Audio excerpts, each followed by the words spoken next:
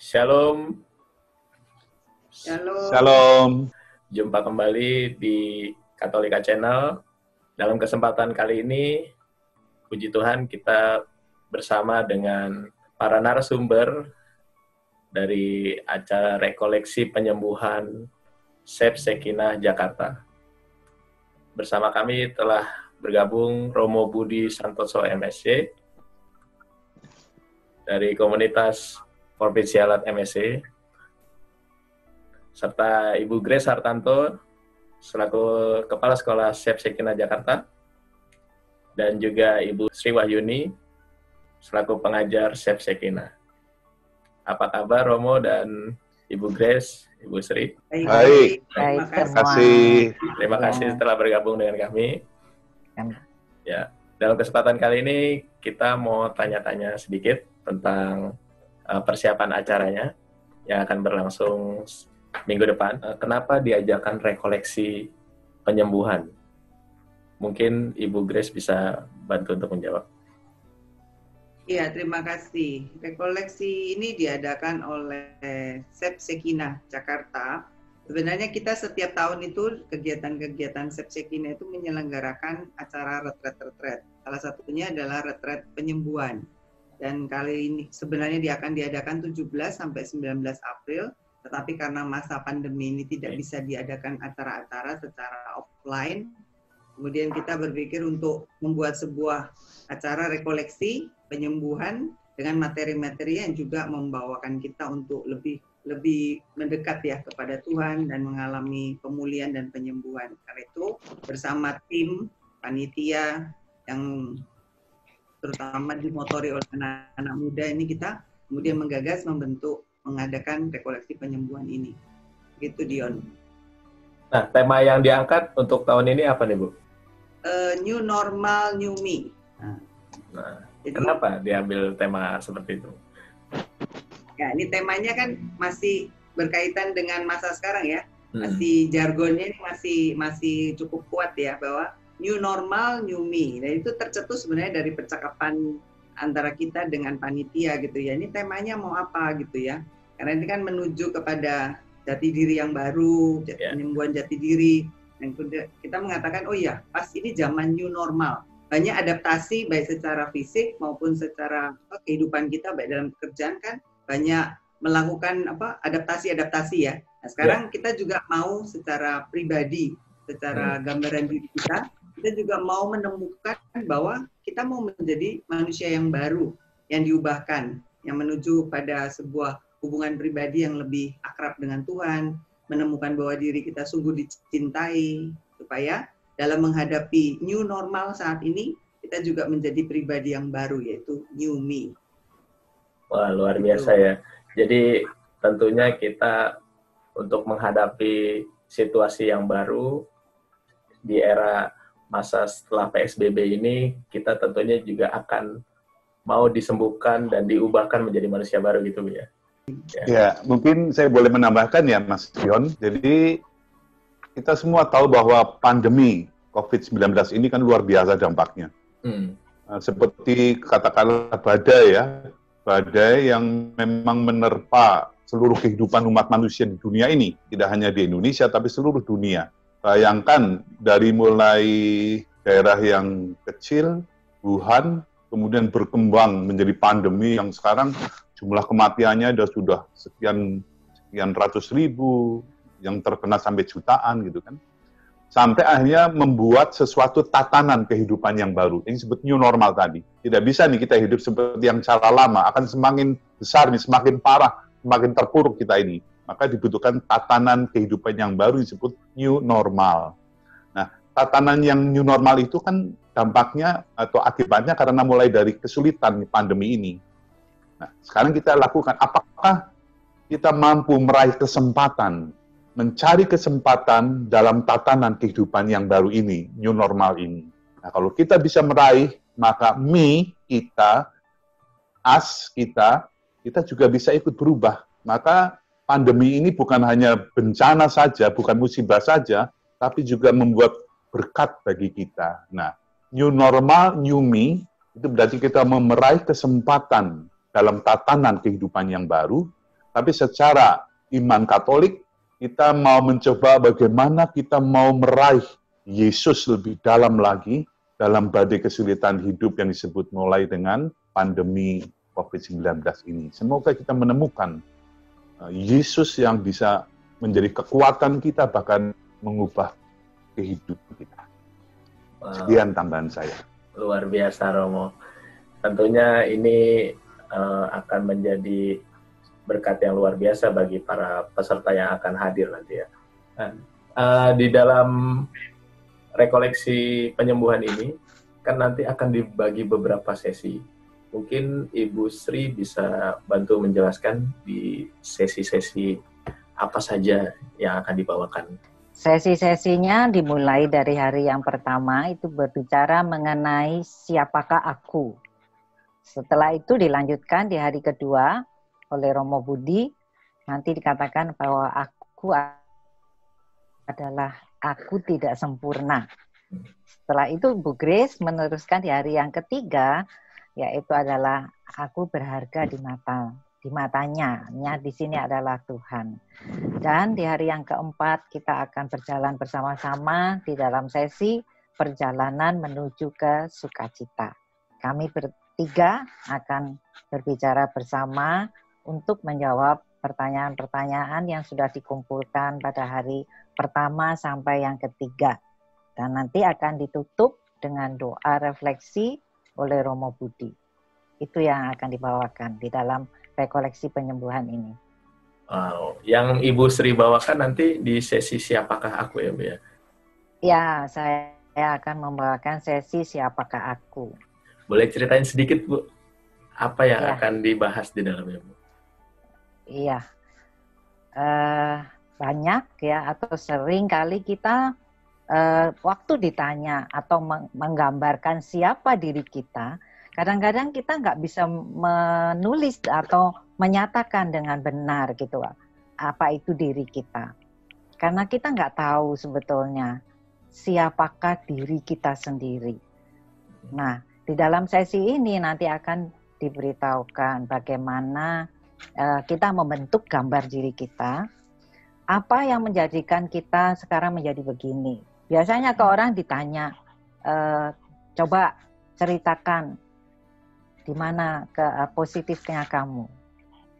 Mereka akan melihat itu terlalu lama berpikir, kok saya nggak ada positifnya ya. Bahkan lebih mudah seseorang untuk menemukan sisi negatif dari dirinya sendiri. Nah ini loh, kenapa begini? Ini yang akan nanti kita cerita di dalam sesi yang pertama. Tetapi untuk menemukan jawabannya, jangan lewatkan sesi yang kedua. Nah itu yang kita tahu, kenapa sisi negatif ini lebih menonjol dari kita. Itu. Wah, luar biasa. Berarti di sesi pertama kita akan dibawa untuk mengenal self-image kita masing-masing ya Bu Sri ya? Ya, betul. Nah, untuk di sesi kedua, Romo Budi, kira-kira apa ini yang akan disampaikan di balik tema aku yang tidak sempurna? Tidak sempurna. Baik, Mas Dion, terima kasih. Ya. Tadi berangkat dari awal ya, who am I? Siapakah aku? Berarti melihat jati diri. Kita kan ciptaan Tuhan yang sebenarnya sempurna, yang baik adanya, bahkan diciptakan amat sangat baik. Tapi kan tadi dalam kenyataannya, image orang berbeda-beda. Ada yang positif, ya, ada yang realistis, tapi ada yang negatif. Nah, kita akan lebih banyak berbicara tentang negatif. Ya. Pandangan diri yang negatif yang seperti tadi Ibu Sri katakan. Kalau yang sudah realistik ya oke lah gitu ya. Oke, real. Kita mempunyai potensi, tapi mempunyai kekurangan, oke. Tapi kalau orang yang pandangan dirinya aku kok negatif terus, aku yang tidak sempurna terus, kenapa sih? Kok aku tidak sempurna, dampaknya banyak loh ya, minder, tertutup, tidak jujur, tidak terbuka, itu kan dampak dari yang self negative image itu. Nah, aku yang tidak sempurna ini kan harus coba digeluti, kenapa ini, dasarnya apa nih, apa penyebabnya. Nah, aku yang tidak sempurna itu nanti akan dihantar dengan katakanlah kebutuhan dasar fisik, psikis manusia, kebutuhan psikis ya. Kalau kebutuhan fisik itu kan manusia kan sandang, pangan, papan. Sejak lahir itu jelas ada sandang, ada pangan, ada papan. Sampai kita dewasa, sampai tua itu tetap kebutuhan fisik itu sandang, pangan, papan. Kalau itu cukup sehat pasti orang. Tapi kan manusia tidak hanya kebutuhan fisik, tetapi juga kebutuhan psikis. Nah, disinilah yang letaknya membuat orang kadang-kadang mempunyai pandangan yang negatif. Nah, apa itu kebutuhan? 5 kebutuhan dasar psikis manusia adalah rasa aman, rasa bahwa dirinya punya nilai atau bernilai. Yang ketiga, dirinya berharga, punya harga. Yang keempat, kebutuhan dipahami. Dan yang kelima, dicintai. Nah, 5 kebutuhan dasar psikis manusia itu dibutuhkan supaya hidup dengan sehat mental maupun spiritualnya. Kalau ini tidak dapat, maka akan sakit. Nah, nanti kita akan melihat bahwa apa yang terjadi bila seorang anak merasa tidak mendapatkan sewajarnya kebutuhan dasar 5 psikis tadi. Bagaimana seorang remaja kalau dia tidak mendapatkan 5 kebutuhan dasar psikis tadi? Lalu bagaimana orang dewasa, orang tua, kalau dia pada saat tuanya tidak mendapatkan 5 kebutuhan dasar psikis? Dia pasti akan terluka. Dan terluka menyebabkan efek-efek yang negatif, bukan untuk dirinya, tapi juga untuk orang lain. Tidak ada kedamaian, tidak ada kebahagiaan. Nah, orang mau disadarkan nanti, ini loh kebutuhan dasar psikis kita. Kira-kira begitu. Wow, luar biasa. Ya. Tentu ini nggak boleh dilewatkan di sesi yang kedua ini yang dibawakan oleh Romo Budi. Ya. Jadi ini semua level nanti ya, Mas Dion. Ya. Level anak-anak itu kalau mendengarkan bagus. Oh ini toh akibatnya, penyebabnya dan bagaimana. Lalu oh ini level remaja. Ini loh ada seperti ini loh dampaknya, akibatnya. Akan level pun oh seperti ini. Jadi sesi ini memang nanti terbuka untuk semua level, dari anak-anak, remaja, dewasa, dan orang tua. Segala kalangan usia ya, Mo ya? Ya. Supaya bisa mengenali dirinya. Oh ini penyebabnya di sini toh. Lalu syukur kalau nanti bisa menemukan sudah 50% mendapatkan obat penyembuh. Berikutnya ya nanti kalau ada retret, kata Grace dan Gusti itu. Jangan semuanya dibagikan dulu, tidak cukup. Nah, tentunya setelah kita mengetahui siapakah aku dan mengetahui bahwa kita tidak sempurna, di sesi ketiga ini yang akan dibawakan Ibu Grace juga, kita juga akan menyadari bahwa kita itu adalah manusia yang berharga di matanya. Nah, di sesi ketiga ini kira-kira apa saja yang akan dibahas Ibu Grace? Ya, bahwa di sesi pertama dan sesi kedua oleh Bu Sri dan Romo disampaikan situ pengenalan diri dulu, apa keadaan kita realitas saat ini ya. Nah, di sesi saya ini lebih banyak menekankan kembali back to basic. Artinya apa? Kita ini semua adalah ciptaan Tuhan, bahwa Allah yang menciptakan kita itu mempunyai kekuatan cipta menciptakan setiap pribadi. Jadi walaupun mungkin memang ya tidak semua kita lahir dalam keadaan penuh cinta ya, dengan latar belakang keluarga yang bermacam-macam. Yang nanti sudah disampaikan Romo itu nanti. Nah, kita melihat bahwa kita kembali dikuatkan kembali bagaimana saya menemukan diri saya yang sesungguhnya itu. Ternyata kekuatan cinta yang kita peroleh, kesembuhan yang kita peroleh hanya kita dapatkan dari Sang Pencipta kita, Allah kita. Karena Dialah yang lebih tahu bagaimana membentuk kita kembali ke jati diri yang semula, membentuk kita menemukan keutuhan diri kita yang seutuhnya menurut apa yang Dia inginkan.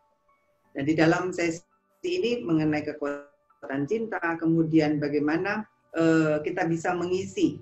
Ya, kalau orang ada kosong seperti yang di sesi kedua Romo katakan bahwa cenderung untuk mengisi kekosongan itu dengan cara-caranya kan, cara manusiawi. Nah, kita sekarang membahas juga bukan cara manusiawi yang kita bahas, tetapi cara manusiawi itu bersifat temporary. Sedangkan cara Tuhan itu mengisi itu bersifat permanen. Dan itu membuat kita menjadi utuh. Tidak seperti kantong bocor ya, diisi kurang.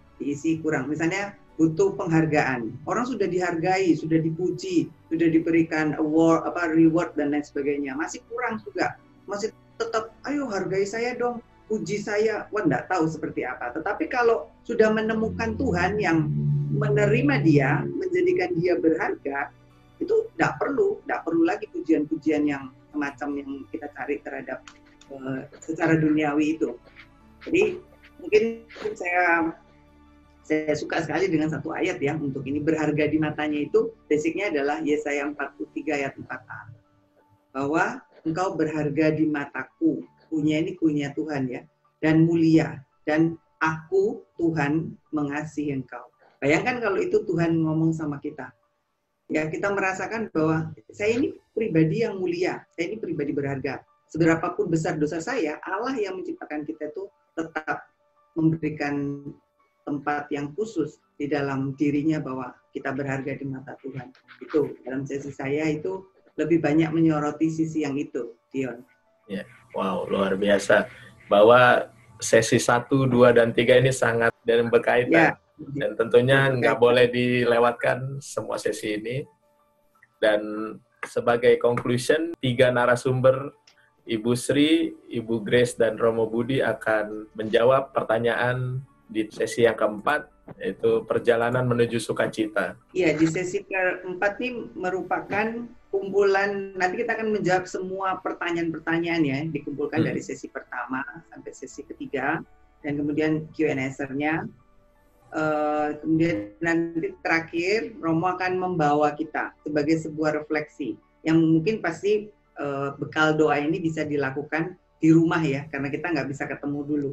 Tapi ini sebenarnya belum ending, ini sebenarnya sebuah awal dari perjalanan. Nanti kalau ada retreat di Shekinah nanti, kalau secara offline, itu akan lebih lengkap ya Mo ya. Tetap kita akan, jadi retreat itu merupakan sebuah oase yang baru ya. Jadi artinya sekarang kita menemukan dulu, dan kemudian kita mengolah, ya nanti bekal yang diberikan, bagaimana refleksi yang diberikan Romo dalam doa, dan kemudian nanti kita mempersiapkan diri kita untuk menuju kepada retreat yang akan berlangsung pada waktunya ya. Saya tidak tahu kapan di waktu masa kondusif nanti. Ya. Ya, jadi kalau saya boleh menambahkan, jadi rekoleksi yang 3 hari atau 4 hari berturut-turut ini sebenarnya menghantar pada suatu nanti prosesnya sendiri, proses penyembuhan luka-luka batin itu kan proses yang barangkali tidak bisa dengan seperti ini saja, tapi juga harus ada suatu pertemuan, ada suatu pengolahan, ada sharing, gitu ya. Nah, itu kan pasti nanti diantar pada yang disebut retreat nantinya. Kita tujuannya ke sana. Nah, 4 hari ini hanya menghantar kita pada suatu wawasan, suatu pintu untuk masuk nanti pada retreat. Nah, nanti pada hari yang keempat, setelah menjawab pertanyaan-pertanyaan dari peserta, ya saya harapkan ada, karena pertanyaan itu akan membuat kita semakin jelas kan. Tapi juga saya akan menghadap pada doa reflektif. Minimal dalam 3 hari berturut-turut ini kan kita suatu proses dari katakanlah alfa menuju omega, dari suatu keadaan manusia lama kita yang tidak sempurna tadi, yang punya pandangan negatif, menjadi suatu pandangan yang baik, gitu, menjadi yang lebih sempurna begitu. Jadi dari manusia lama ke manusia baru. Makanya new normal, new me. New me-nya itu kan kita yang lama menjadi kita yang baru melalui tadi dihantar 3 proses yang 3 hari berturut-turut itu. Nah, di dalam doa refleksif itu saya mau mengajak penyadaran. Karena namanya aja doa reflektif. Reflektif itu kembali kesadaran. Yang bisa mengubah orang itu kalau orang sadar. Orang tahu, tapi kalau tidak sadar, tidak akan berubah. Orang tahu dan sadar, dia akan punya niat berubah. Lalu kita akan bertanya, apanya yang mau diubah nih?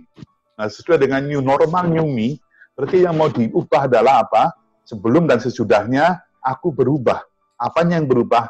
Cara berpikirku, sudut pandang pikiranku, cara aku merasa, cara aku berkata-kata, dan cara aku bertindak, menyikapi setiap peristiwa dalam kehidupan kita. New-nya itu ada cara pandang, cara berpikir yang berubah, cara merasa yang berubah, cara berkata-kata yang berubah, dan cara bertindak yang berubah. Yang positif ya, tadi yang dikatakan dari lama menjadi baru, new me, new us. Gitu. Wow, luar biasa. Tentunya kita akan rugi sekali nih kalau melewatkan sesi demi sesi di rekoleksi penyembuhan ini. Kalau para umat sekalian yang ingin mendaftarkan diri untuk rekoleksi ini, nanti di deskripsi akan ada linknya ya. Iya. Oke. Silakan. Mungkin sebagai informasi sekarang sudah sekitar 423 peserta yang sudah mendaftar. Dan ini free ya Chris ya? Free kan? Iya, Free. Free kan? For free, ya. Jadi Untuk tetap membantu kita, memang. kalau semakin banyak yang mendengar hal yang baik yang ingin disampaikan, tentunya kita juga bersyukur bahwa Tuhan juga mempersiapkan kesempatan ini untuk kita saling berbagi, untuk menjadi tadi aku yang baru dalam Tuhan. Terima kasih, Dion. For the closing, ada kata penutup dari Romo Budi? Saya mau mengutip kata-kata Paus Yohanes Paulus II ya, santo sekarang ya, almarhum. Dia mengatakan nih, ketahuilah bahwa sesuatu yang baru, sekecil apapun, kalau itu yang baru, itu akan membuahkan kebahagiaan. Nah, maka saya pikir dalam kaitan new normal, new me, kalau kita bisa memperbaharui diri kita, sekecil apapun juga perubahan terjadi dan pembaharuan yang terjadi dalam diri kita, itu akan membuahkan kebahagiaan. Semakin besar pembaharuan, semakin besar. Dan kita terbuka terhadap rahmat Tuhan dalam proses ini, biarkan kita diperbaharui. Saya, Ibu Grace, Ibu Sri sebagai pembicara, bukan orang yang sempurna, tetapi kami pun orang yang merindukan perubahan. Sehingga dengan interaksi seperti ini, kami juga akan sama-sama kita sebenarnya dalam proses. Mari kita berubah. New normal, new me. Kita ini hanya alat saja. Biarkan nanti rahmat Tuhan yang berbicara. Melalui pembicara, tapi juga melalui Anda semua dengan pertanyaan-pertanyaan. Oleh itu nanti kita merangkum dan biarkan itu menjadi sesuatu buah-buah yang bisa kita peroleh untuk menjadi pegangan kita di dalam situasi tatanan yang baru. Kita juga punya pegangan yang baru. Wow, luar biasa. So, jangan lewatkan rekoleksi penyembuhan yang diadakan oleh Sep Sekina tanggal 16 sampai 19 Juli. Sampai dengan 19. Kamis dan Jumat itu jam 7 malam. 7 malam, iya. Sedangkan hari Sabtu dan Minggu itu jam 2 siang. 2 siang. Baik, terima kasih Romo, Ibu Grace, Ibu Sri. Semoga sukses untuk acaranya dan sampai ketemu di rekoleksi penyembuhan. Tuhan memberkati kita semua. Tuhan memberkati. Amin. Terima kasih.